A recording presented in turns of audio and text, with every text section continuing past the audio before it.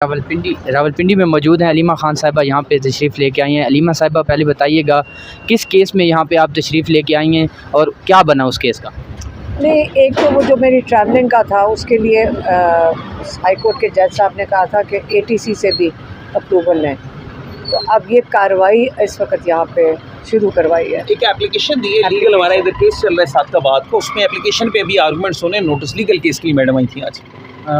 आपा ये बताइएगा, कल परसों से जो है ना बड़ी ख़बरें चल रही हैं मुज़ाकरात की।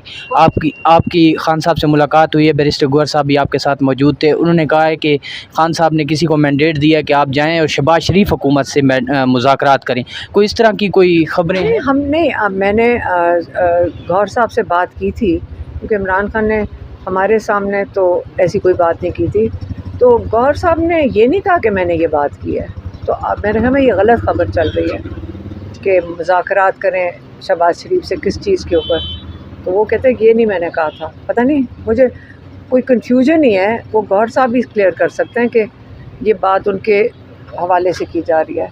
शहबाज शरीफ से क्या मुज़ाकरात करेंगे मैडम? 26वीं तरमीम रिपील करते हैं, क्या करते हैं? अगर जी 26वीं तरमीम को ख़त्म करना चाह रहे हैं, लेकिन ख़त्म कैसे करते हैं? ख़त्म तो देखें असम्बली से होगी, नेशनल असम्बली से हो सकती है, और दूसरा कोर्ट में देखें। असल में तो हमारा जो व्यू है पीटीआई का वो बड़ा क्लियर है कि 26वीं तरमीम के हवाले से हमारे जो केसेस लगे हुए हैं सुप्रीम कोर्ट में, उन केसेस को टेकअप किया जाए और उन केसेस में इस तरमीम को कलअदम करार दिया जाए। ये इन अकॉर्डेंस विद लॉ नहीं है, ये अदलिया के जो अदलिया की आज़ादी है, ये उस पर हमला है। ये और हमने इसको चैलेंज किया हुआ है।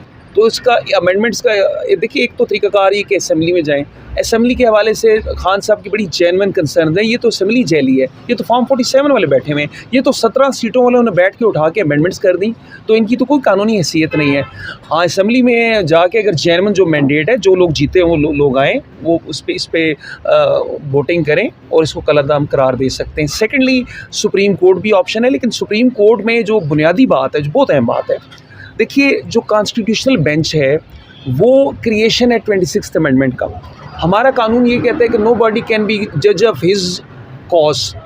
अब वो खुद इस तरमीम की क्रिएशन है कॉन्स्टिट्यूशनल बेंच, वो तो ये नहीं सुन सकता। इसका सबसे अच्छा तरीक़ाकार है जो सुप्रीम कोर्ट थी उस वक्त, ये नए जजेस से पहले, नए जजेस के आने से पहले उस सुप्रीम कोर्ट पे मबनी जजेस का फुल बेंच बनाया जाए, वो फुल बेंच इस केस को सुने और डिसाइड करे। ये सबसे बेहतर तरीका और कानून के मुताबिक तरीका है, क्योंकि बाकी जजेस भी 26वीं तरमीम के नतीजे में आए हैं और कॉन्स्टिट्यूशनल बेंच भी 26वीं तरमीम के नतीजे में बनाए, तो वो खुद से किस तरह फैसला कर सकता है? उसका मेरा ख्याल है इस केस की हेयरिंग करना इन अकॉर्डेंस विद लॉ और प्रिंसिपल्स नहीं है। आपा ये भी कल से खबरें गर्दिश कर रही हैं कि ये जो बात अभी इन्होंने की है ना बैरिस्टर फैसल ने, कि अगर गौहर साहब बात करना चाहें शहबाज शरीफ से, और वो दो चीज़ें कर सकते हैं, उनसे मांग सकते हैं। एक कि 26वीं तरमीम ख़त्म करो क्योंकि फॉर्म 47 ने किया, और दूसरा सीटें वापस कर दो। मुझे तो नहीं और समझ आती क्या बात हो सकती है शहबाज शरीफ की हुकूमत से। तो इस वक्त तो जो सारे केसेस हैं उस पर बहुत असरात हुए हैं। इमरान खान कहते हैं कि इंसाफ का निज़ाम इस 26वीं तरमीम ने बिल्कुल ही दफन कर दिया है।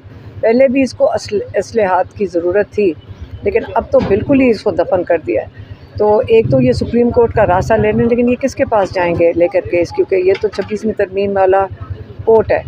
तो आगे लोग कहाँ से इंसाफ लेने जाएंगे, ये देखने वाली बात है। जब तक ये 26वीं तरमीम ख़त्म नहीं होती, जजेस को अपने जो उनको इंडिपेंडेंट और ऑटोनमस नहीं किया जाता, तब तक पाकिस्तानियों को भूल जाना चाहिए इंसाफ का निज़ाम दफन हो चुका है। मैडम, 5 जजेस ने जो सुप्रीम कोर्ट को लिखा है, उनके जो है कल उनके नोट में ये भी था कि जब मुश्किल वक्त था तो हमारा नाम ये तारीख में लिखा जाएगा कि ये 5 जजेस जो है वो साथ खड़े हुए थे इंसाफ के लिए।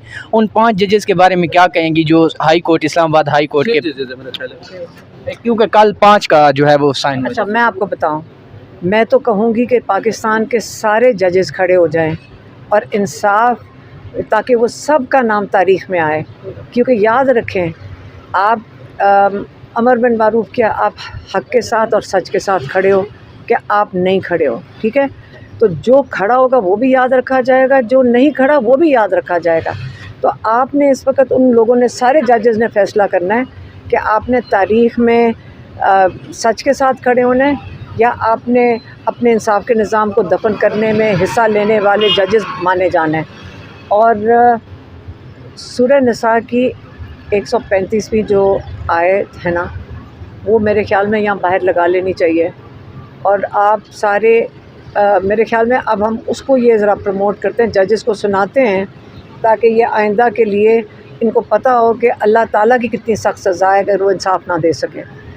तो मैडम फिर आप क्या देख रही हैं, ये जो सुप्रीम कोर्ट है इसमें जो आइनी बेंच बैठा हुआ है जो कि 26वीं तरमीम की ही नतीजा है, उसके अलावा जो है जस्टिस जो हमारे सुप्रीम कोर्ट के हैं चीफ़ जस्टिस ऑफ पाकिस्तान, और उसके बाद आमिर सरफराज डोगर साहब जो कि हाई कोर्ट के जो है चीफ़ जस्टिस हैं, इनके बाद भी पीटीआई अभी तक यही रिलाय कर रही है कि हम अदालतों में जाएंगे और वहाँ से हमें इंसाफ मिलेगा, हालांकि यहाँ पे इंसाफ जो है वो एक किस्म का कत्ल हो चुका है। आप मुझे बताएं, अगर कोर्ट्स में नहीं जाएंगे इंसाफ के लिए तो कहाँ जाएं? आप बता दें, हमारे पास तो और कोई जगह नहीं है। मैम इतनी बड़ी पार्टी है, सड़कों पे भी तो आप कर सकते हैं। मुज़ामत हुई थी तो आपकी जो है वो बात, इसका मैं जवाब ये देना चाहूँगा कि अदलिया की आज़ादी के लिए और अदलिया में इस्लाहात के लिए हम सबको कोशिश करनी चाहिए। ठीक है, हमारी बहुत रिजर्वेशंस हैं, इश्यूज़ हैं, लेकिन हमने बारहा अदालतों में जाना है इंसाफ के लिए। और बाकी जहाँ तक रोड्स पे जाने का इशू है या जहाँ पे फ्रीडम ऑफ एक्सप्रेशन है या जहाँ पे एहतजाज है, पुरअमन एहतजाज है, वो तो कानूनी और आइनी हक़ है, वो तो किसी भी वक्त इस्तेमाल किया जा सकता है। फैसल मलिक साहब ये बताइएगा, खान साहब के कितने केसेस ATC में अभी लगे हुए हैं और कल फिर एक दफ़ा अडियाला जेल में केस लगा हुआ है, उसके हवाले से भी बताइए। देखिए, खान साहब के 9 मई के हवाले से 12 केसेस चल रहे हैं। एक GHQ का केस है जिसमें 25 गवाहान हो चुके हैं और बाकी 11 केसेस में नकूल तकसीम हुई है और आगे इनमें फ़र्द जुर्म वगैरह लगना है। तो कल फिर ये केसेस फिक्स है। 9 मई के 12 केसेस हैं। 9 मई के बाद जब खान साहब ने पुरअमन एहतजाज की कॉल दी तो बेशुमार FIRs उन पर काट देगी। 28 सितंबर के अलहदा केसेस हैं खान साहब पे, 5 अक्टूबर के अलहदा केसेस हैं खान साहब पे, 24 से 26 नवंबर के अलहदा खान साहब पे केसेस हैं। लेकिन इस टाइम जो केसेस चल रहे हैं वो 12 केसेस हैं 9 मई के, जिनमें चालान आ चुका है। सर ये बताइएगा, खान साहब के केसेस चल रहे हैं ATC में भी, बाकी अदालतों में 9 मई के केसेस भी, सर कौन सी बड़ी रुकावट है केसों के हवाले से जो खान साहब की रिहाई के लिए जो है आप समझते हैं कि यार ये बड़ी रुकावट है? देखिए, खान साहब के केसेस अगर मेरिट पे चलें तो कतन कोई रुकावट नहीं है। अगर जजेस फाइल पे मौजूद मवाद को देखें, शहादत को देखें, तो खान साहब के केसेस में तो खान साहब को तो with in weeks time in तमाम केसेस में बरी हो जाना चाहिए। बिल्कुल बेबुनियाद और बोगस केसेस हैं। और एक और अहम बात मैं कहना चाहूँगा, खान साहब ने बारहा एक बात की और वो लीगल एंगल भी उसका है। लीगल एंगल क्या है? लीगल एंगल एविडेंस का है। खान साहब ये कहते हैं कि इन तमाम एलिगेशंस की या इन तमाम अकरेंसेस की जो कहते हैं 9 मई के अकरेंसेस हुए हैं, इन तमाम की CCTV फुटेज ली जाए और CCTV फुटेज लेके उसको शहादत का हिस्सा बनाया जाए, उसमें देखा जाए कौन से लोग हैं, क्या हैं, और उसकी बुनियाद पे आगे प्रोसीड किया जाए। दूध का दूध और पानी का पानी हो जाएगा। तो ये बड़ी लॉजिकल और लीगल बात खान साहब ने की है और ये भी हमारा मुतालबा भी रहेगा ड्यूरिंग ट्रायल। बाकी जहाँ तक आपका ये कहना है कि क्या रुकावट है, मेरा ख्याल है अगर आइन और कानून के मुताबिक हिम्मत करके हौसले से इंसाफ किया जाए तो खान साहब फ़ौरन बाहर आ सकते हैं। बहुत शुक्रिया। फैसल मलिक साहब हमारे साथ मौजूद थे। ये अलीमा खान साहब जो है यहाँ पे पेश हुई और उसके बाद अभी वो वापस जा रही हैं। जो भी अपडेट होंगी आप लोगों के साथ शेयर करेंगे। तब तक इजाज़त दीजिए। अल्लाह हाफ़िज़।